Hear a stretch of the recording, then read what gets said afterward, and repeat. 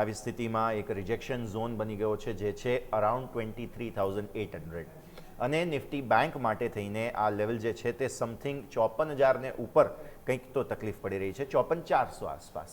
તો આ બંને લેવલનું મહત્વ અને સાપ્તાહિક ચાર્ટ્સ ઓબ્વિયસલી કેમ કે વીકલી ક્લોઝ તરફ જઈ રહ્યા છે. Good afternoon. બિલકુલ યસ, ગુડ આફ્ટરનૂન. તમે જોવો તો જે રીતે માર્કેટમાં જે મોમેન્ટમ જોવા મળ્યું છે, થોડુંક રેન્જ બાઉન્ડ પણ જોવા મળ્યું અને તમે જોશો તો આપણને એક એક્શન પણ નાની નાની આવતી જોવા મળી છે. હવે આપણે સવારે પણ વાત કરતા યાદ છે કે આજનું મેકો બ્રેક લેવલ તમારું છે 23,700. પહેલાં તમે જો એની નીચે ગયા તરત જ ખરીદારી આવી. આપણે રેઝિસ્ટન્સ એરિયા જે વાત કરતા એકવાર ડેલી ચાર્ટ સ્ક્રીન ઉપર નિફ્ટીને લઈને આવો. 23,800 આપણે વાત કરી કે કોલ રાઇડર્સ છે અને 23,800 ઉપર જાઓ છો બી ખરી તો એ રેન્જ આપણે વાત કરી કે 23,840. આ રેન્જ આપણે સવારે વાત કરી હતી એક સ્ટ્રોંગ રેઝિસ્ટન્સ એરિયા, કારણ કે 23,840 જે આવે છે તમારું આવે છે 10 ડે એક્સપોનેન્શિયલ મૂવિંગ એવરેજ અને આજનો જો તમે હાઈ નજર કરશો તો એ છે 23,839. એટલે એક્ઝેક્ટલી તમે 10 ડેમાંથી તમે નજર કરો તો નિફ્ટીમાં રિજેક્શન આવ્યું છે. તમે નીચે 23,800 ઉપર ટક્યા નહીં, ફરી તમે ક્યાં આવી ગયા નીચે 23,700 ની ઉપર. હવે જો 23,700 ઉપર તમે નથી ટકતા, વન મોર નીચે જાઓ છો તો આજનો જે લો બન્યો 23,663 એને પણ નીચે ક્યાંક ને ક્યાંક જઈ શકો છો. સો 23,700 હજી આજના દિવસે કામ કરશે. પરંતુ હવે જો વાત કરીએ તો ઓવરઓલ હવે ક્લોઝિંગ માટે મારે જોઈતું લેવલ 23,800નું લેવલ, કારણ કે આ બહુ ઇમ્પોર્ટન્ટ લેવલ છે. તમે જુઓ ડેઇલી અને વીકલી બંનેમાં આપણે તમને બતાવીશું 23,800 મેક્સિમમ ટાઈમ જ્યારે તમે એની ઉપર હતા ને ત્યારે તમે જુઓ સતત ત્યાં તમને એક સપોર્ટ તરીકે કામ કરતું હતું. પરંતુ જેવા તમે નીચે આવ્યા તમે જુઓ 23,800 ઉપર તમે જઈ જ નથી રહ્યા અને જાઓ છો તો ટકતા નથી. એટલા માટે 23,800 મને ક્લોઝિંગ જોઈએ. અગર જો ત્યાં ક્લોઝિંગ આવે છે તો ઓલ ગુડ, અધરવાઇઝ માર્કેટમાં આ રીતે સેલ ઓન રાઇઝ કન્ટિન્યુ રહેશે અન્ટિલ કે જો શનિ રવિમાં કોઈ સારા સમાચાર ના આવ્યા તો 23,800 એક તમારો એક રેઝિસ્ટન્સ એરિયા બની જશે. સો 23,800 840 એઝ ઓફ નાવ આ એક સ્ટ્રોંગ રેઝિસ્ટન્સ એરિયા છે. એ ક્રોસ કરીશું એની ઉપર ટકીશું તો પછી આપણે ડાયરેક્ટ 24,000 લેવલ પોસિબલ છે. પરંતુ ત્યાં સુધી આપણને થોડું સેલ ઓન રાઇઝ રહેશે અને સેલ ઓન રાઇઝ આવે તો નીચેની તરફ હવે આપણે એક 23,600 એક સપોર્ટ તરીકે લઈને ચાલીશું જ્યાં પુટ રાઇડર્સ છે અને જો એ લેવલ તૂટે છે તો તમારે એક સ્ટ્રોંગ સપોર્ટ રહેશે તો એ છે 23,500 થી 23,426. 23,426 છે તમારું ગઈકાલની કેન્ડલનો લો કે જે તમારે અહીંયા ધ્યાન પર રાખવાનું રહેશે.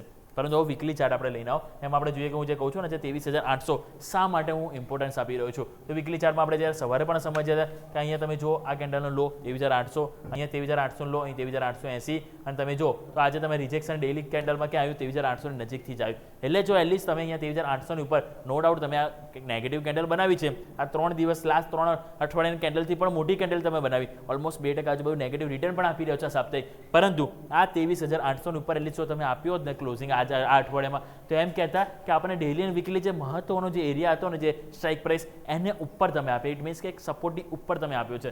જ્યાં સુધી નીચે રહેશો ત્યાં સુધી એક રેઝિસ્ટન્સ તરીકે કામ કરશે અને વીકલી બેઝિસમાં તમે જો તો 10 વેમાં તમારી કેટલી આવી રહી છે 23,990. સો આ 23,880 તમે ક્રોસ કરશો તો 24,000 આરામથી આવશે. પણ જેના માટે 23,800 કે જેની ઉપર ક્લોઝિંગ જરૂરી છે, ડેઇલી કેન્ડલમાં હોય કે પછી ચાહે વીકલી કેન્ડલમાં હોય.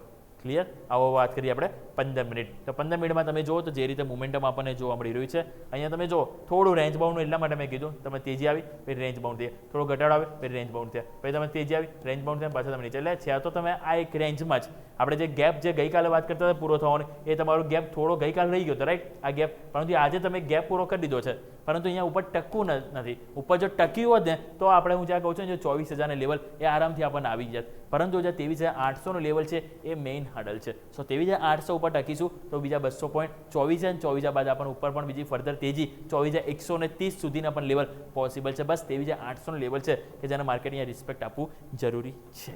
તો આ વાત થઈ ગઈ આપણે 15 મિનિટ. હવે વાત કરીએ ઓપન ઇન્ટરેસ્ટ. તો ઓપન ઇન્ટરેસ્ટ તમે નજર કરો એમાં તમને હાઇલાઇટ થશે 23,700 અત્યારે આપણે જ્યાં કારોબાર કરી રહ્યા છો. સારી વસ્તુ એ છે કે 1.25 કરોડ છે. ઇવન પુટ રાઇડર્સ તમે જો આજે આવ્યા પણ કેટલા 67 લાખ આવે છે. 23,600 ઉપર તો સરસ સપોર્ટ હતો. આજે એકમાત્ર પુટ રાઇડર્સ છે ત્યાં તેમાં જો કોલ રાઇડર્સ જ નથી આવે એટલે એના કારણે તમે ઘટાડો બી આવશો ને તો નીચે તમે સ્ટેબલ થઈ રહ્યા છો. કારણ કે 23,700 ઉપર આજે પુટ રાઇડર્સ બહુ સરસ આવે છે. પરંતુ પ્રોબ્લેમ ક્યાં આવી કે 23,800 ઉપર કોલ રાઇડર્સની એન્ટ્રી વધારે થઈ અને એના કારણે અહીંયા પણ 1 કરોડ. એટલે જો અત્યારે ફાઇટ જે થઈ ગઈ છે 700 થી 800 આ એક સ્ટ્રાઇક પ્રાઇસ છે. હવે ફર્ધર તેજી માટે આ રેન્જ જે છે 100 પોઈન્ટની એની ઉપર યા નીચે આજે જવું જરૂરી છે. જો નીચે જઈએ છે તો પ્રોબ્લેમ છે અને બાકી જો ઉપર 23,800 પર આવી ગયા ને તો તમે જો આ રસ્તો તમારો ઓપન થઈ જશે ડાયરેક્ટ 24,000 માટેનો. વાત થઈ ગઈ આપણે નિફ્ટી. સો 23,800 ઇમ્પોર્ટન્ટ છે. અગર જો નીચે જ ક્લોઝિંગ આવીશું તો સમજીશું કે આજનું જે ક્લોઝિંગ જે છે વીકલી ક્લોઝિંગ એ કન્ફ્યુઝિંગ વાળું છે. મીન્સ કે કોઈ એક પ્રોપર દિશા આપણને જોવા નથી મળી રહી. ક્લિયર? તો એ રેન્જ બાઉટ સાથે આપણે જઈશું. પરંતુ હવે બેંક નિફ્ટીની વાત કરીએ, કારણ કે બેંક નિફ્ટી આજે એક મેઇન કલ્પ્રિટ તરીકે તો મીન્સ કે એક વીકનેસ વાળું એક સેક્ટર તમે જો આ ઇન્ડેક્સ જોવા મળ્યું. કારણ કે તમે જુઓ તો અહીંયા તો તમે ઇનસાઇડ બાર જ બનાવી છે. ઇવન ગઈકાલનો હાઈ પણ તમે આજે ક્રોસ નહીં કર્યો. એટલે અહીંયા જો ઇનસાઇડ બાર બની છે, એટલે આવતા અઠવાડિયે અહીંયા મોમેન્ટમ જરૂરથી આપણને જોવા મળશે.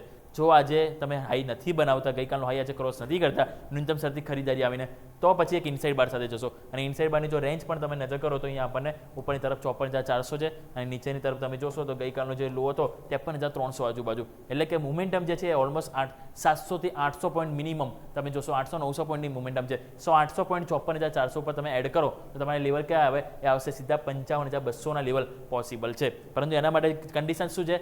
54,400 કે જેની ઉપર ડેઇલી કેન્ડલ ક્લોઝ થવી જરૂરી છે. કારણ કે અહીંયા તમે જો 54,400 જેમ 23,800નો લેવલ નિફ્ટી માટે છે કે ઇમ્પોર્ટન્ટ લેવલ હતો, જ્યારે ઉપર હતા ત્યારે સપોર્ટ હતો.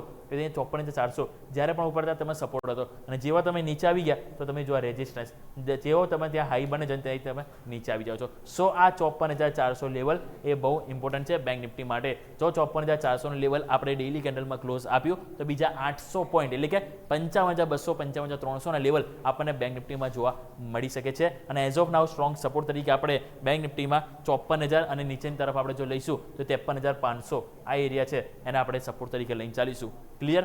આ વાત થઈ કે આપણે ડેલી ચાર્ટ. હવે વીકલી ચાર્ટ પણ તમે જો તો વીકલી ચાર્ટમાં પણ અહીંયા જે સેટઅપ છે તમને એક ડાઉન સાઇડ વાળું જોવા મળશે. અને અહીંયા તો તમે જોશો તો છેલ્લા 4 અઠવાડિયાથી તમે એક લોઅર લો અને તમે જોશો લોઅર હાઈ ફોર્મેશન બનાવી રહ્યો છો. એટલે જ્યાં સુધી બેંક નિફ્ટીમાં વીકલી કેન્ડલમાં તમે હાયર હાઈ ના બનાવો ત્યાં સુધી આ જે સેલ ઓન રાઇઝ વાળું જે કાઉન્ટર છે ને એ કન્ટિન્યુ રહેશે. સો એના માટે હવે જરૂરી શું છે કે આવતા અઠવાડિયે આપણે આ અઠવાડિયાનો હાઈ કેટલો છે તે તમારો આવે છે 55,000, રાઈટ? તો 55,000નું જે લેવલ છે એ તમારે ક્રોસ કરવું જરૂરી છે. અને 55,000 લેવલ ક્યારે ક્રોસ થશે? કે જ્યારે તમે 54,400ની ઉપર ડેઇલી કેન્ડલમાં ક્લોઝ આપશો.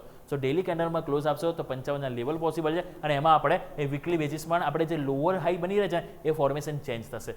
સો ક્લિયર? 54,400 એટલા માટે હું ઇમ્પોર્ટન્ટ કહી રહ્યો છું. તમે અહીંયા પણ નજર કરો તો તમે આ જે 54,400 આ પણ બધી જગ્યાએ 54,400 હાઇલાઇટ સ્ટોરી છે.